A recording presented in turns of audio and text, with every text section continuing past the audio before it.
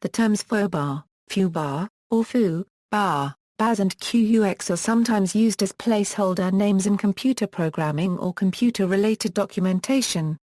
They have been used to name entities such as variables, functions, and commands whose purpose is unimportant and serve only to demonstrate a concept.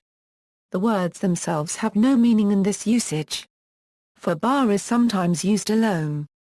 Fu-bar and baz are sometimes used, when multiple entities are needed. The usage in computer programming examples and pseudocode varies. In certain circles, it is used extensively, but many prefer descriptive names, while others prefer to use single letters. Eric S. Raymond has called it an important hackerism alongside kludge and cruft. History and etymology. The word foo originated as a nonsense word from the 1930s, the military term fubar emerged in the 1940s, and the use of foo in a programming context is generally credited to the Tech Model Railroad Club of MIT from circa 1960. However, the precise relationship of these terms is not known with certainty, and several anecdotal theories have been advanced to identify them. The etymology of foo is explored in the Internet Engineering Task Force RFC 3092, which gives the earliest documented use as being in the 1930s comic Smokey Stover by Bill Holman, where it is used as a nonsense word. Holman states that he used the word due to having seen it on bottom of a jade Chinese figurine in Chinatown, San Francisco, meaning good luck.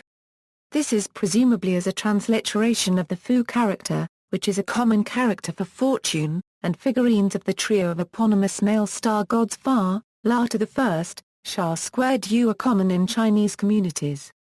Compare Fu Manchu, fictional character popular in the 1930s.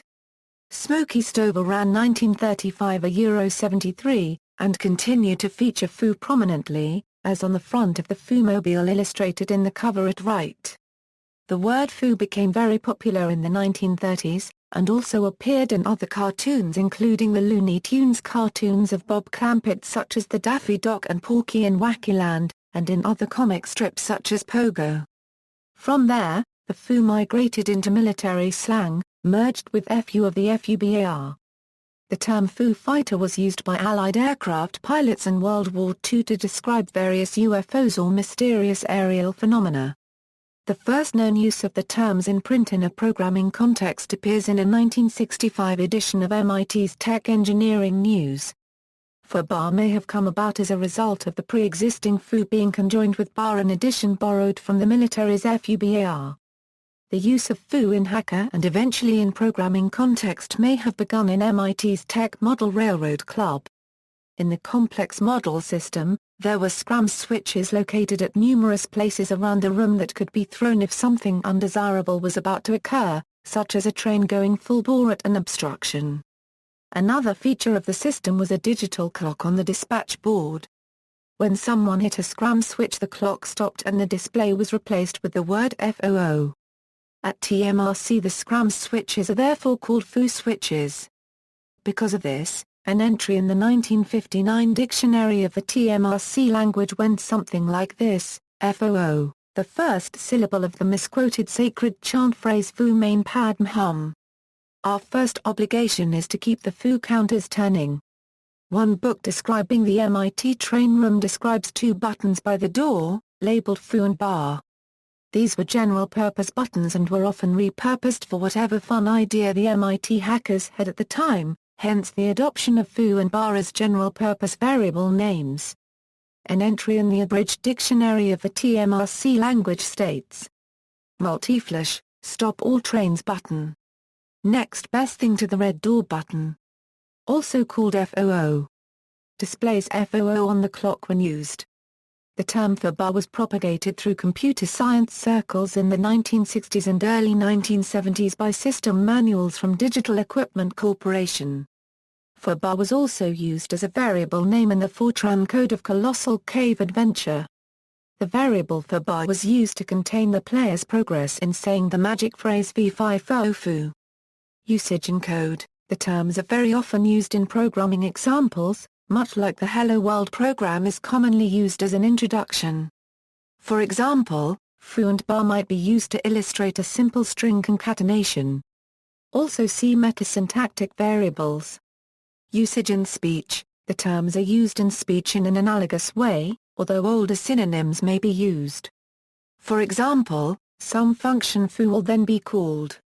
In these cases, foo and bar are synonyms for whatever or whichever. Or, a database record for user foo is synonymous with a database record for user whoever. Usage in culture. $foo is the name of a Perl programming magazine, and Foo Camp is an annual hacker convention. During the United States v. Microsoft Corporation trial, some evidence was presented that Microsoft had tried to use the Web Services Interoperability Organization as a means to stifle competition, including emails in which top executives including Bill Gates referred to the WSI using the codename Foo. These terms gave the name to Foobar 2000, an audio player independently developed using C++, as its author was more focused on producing a functional program than on aesthetics. There is a character named Master Foo in Rootless Root, a collection of hacker cones.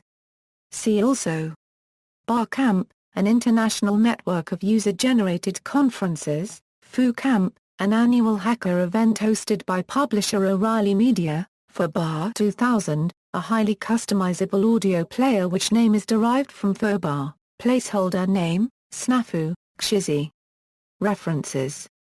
External links, RFC 3092 Etymology of Foo, tools.ietf.org, the free online dictionary of computing entry on Foo, folderc.org, the jargon file entry on Foobar, catb.org, RFC 1639 a Euro FTP operation over big address records.